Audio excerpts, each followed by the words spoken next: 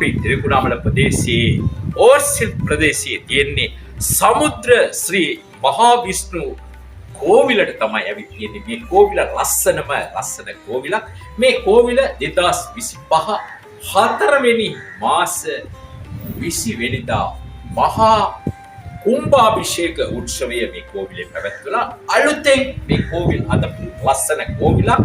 තිරිකුණාමලේ වරාය උඩ අසලම තමයි මේ කෝවිල තියෙන්නේ. අද අපි තිරිකුණාමල ප්‍රදේශයට ආපු අවස්ථාවකදී මේ ලස්සන කෝවිලේ දර්ශනය අපේ YouTube channel වන Voice of God channel එකේ ලබා දෙන්න තමයි අද අපි තිරිකුණාමල ප්‍රදේශයේ තියෙන්නේ මහා විෂ්ණු කෝවිලට